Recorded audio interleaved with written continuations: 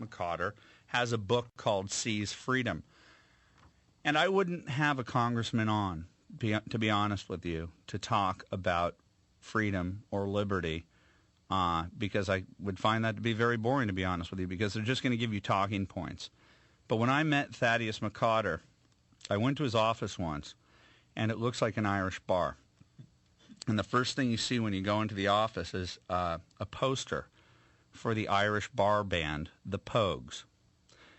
And when you talk to Thaddeus McCotter, this is not a talking points guy. This guy doesn't have talking points. This guy's a deep thinker. He borderline doesn't fit in Congress because of his quirks. He's an intellect. He's a free spirit. He's a rock and roller. He's just an absolute creative type, but he's arguably the most determined person I know to bring back the constitutional principles into public life, into civic life, so that people understand what we're fighting for out there. Again, he's not a poll-tested guy. I tend to think that that's what this country needs, is people who are original thinkers, who understand what this country's founding fathers believed in. It was Tea Party before Tea Party was cool, and I'm trying to write my book, Righteous Indignation, Excuse Me While I Save the World, which comes out in April, but I think you can get it pretty soon if you order it right now at Amazon.com. I think that's what I was trying to say at a cultural level, you know, about Hollywood and the education process. That's basically what my book is about. But I think Thaddeus McCotter, congressman from Michigan, he talks about this more from a political standpoint. I want to get your phone calls for Thaddeus or Congressman McCotter and Andrew Breitbart, best-selling author, over the next two segments. He's going to be here. I want to talk about freedom and liberty, and I want to talk about the American problem that we have so that we no longer sell it.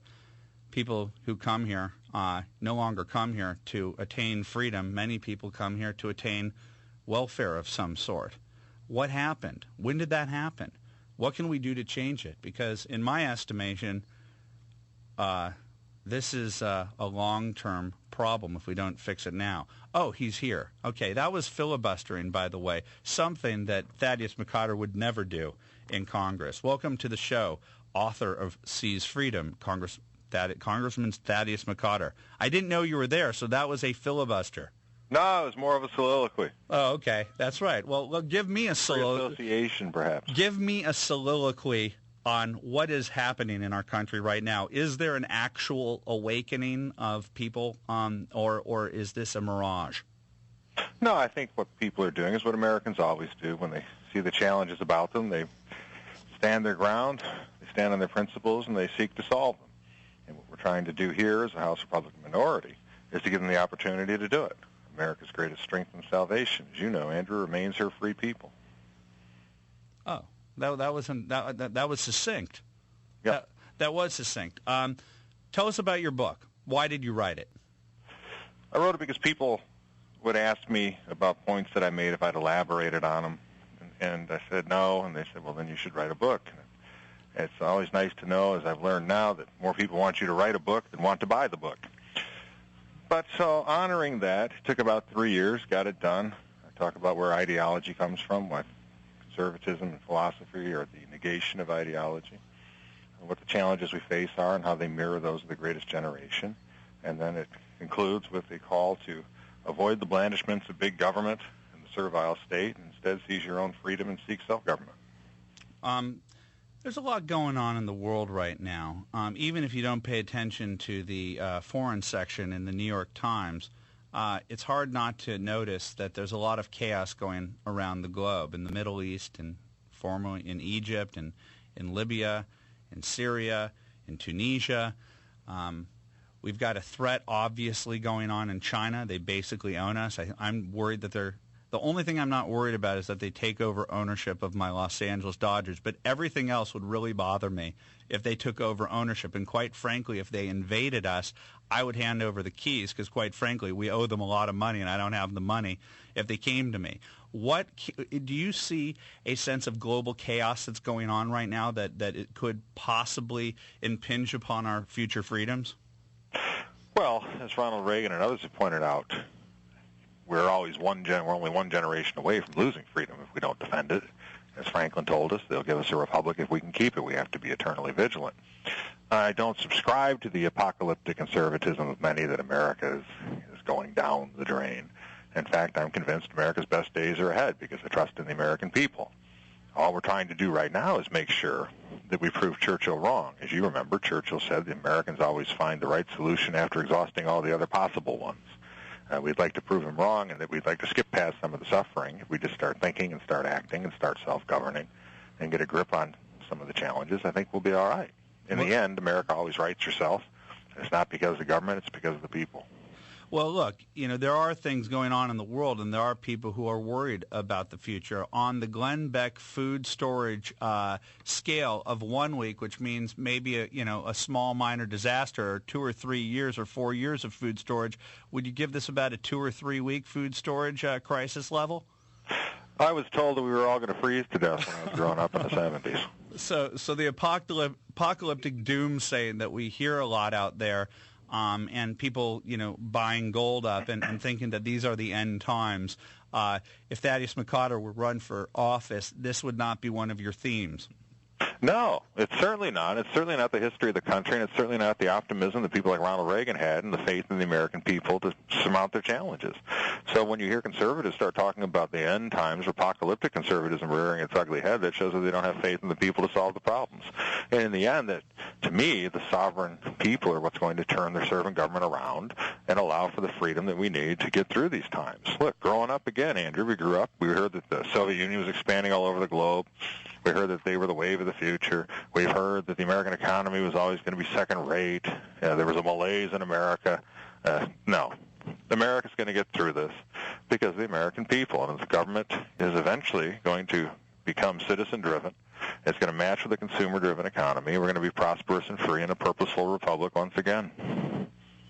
Well, the one thing I will say that I'm a little bit pessimistic about, because I agree with you that the American people, if they're allowed to do what they're allowed to do without the government infringing upon their ability to do it, without red tape and all the things that government does to try and stop people from being industrious.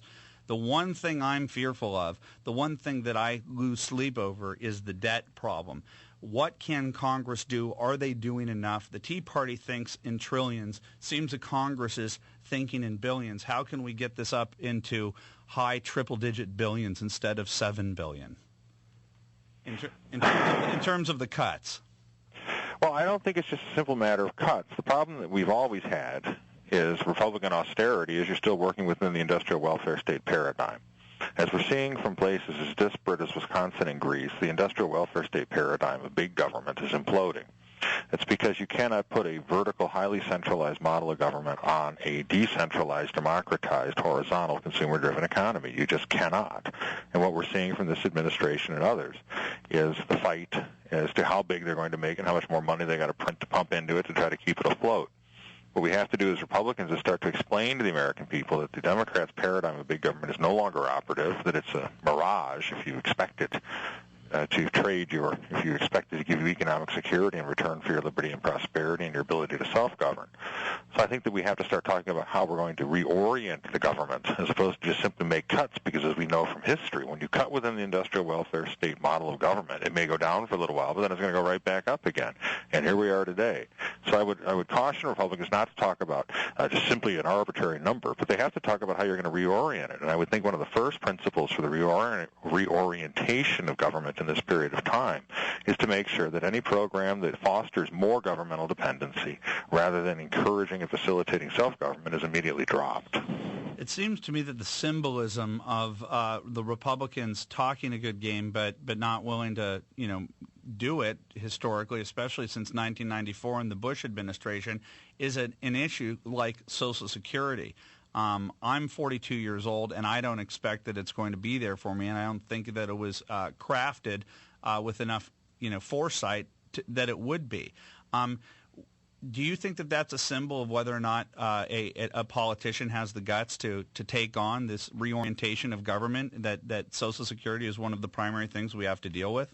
Well, we all know entitlement reform is something we have to deal with. Now, when you talk about Social Security, you have to remember that it was designed under the premise that every generation would be bigger than the one that went in front of it. And that has not been the case. Our Generation X is smaller than the baby boomers that went in front of us, and the changing nature of the workforce as well. So while we talk about entitlement reform, I think that is something that people have to look at in terms of how they want to measure what their representative officials are doing on their behalf. But I would also caution conservatives not to put forward 100-year plans or 70-year plans or things like that, because that makes the same mistake under the same guise of hubris that Roosevelt and Morgenthau put forward when they came up with Social Security, where they thought that the economy as they knew it and that the generational evolution of the country was going to continue to be the same as they'd known it had always been. That's not the case.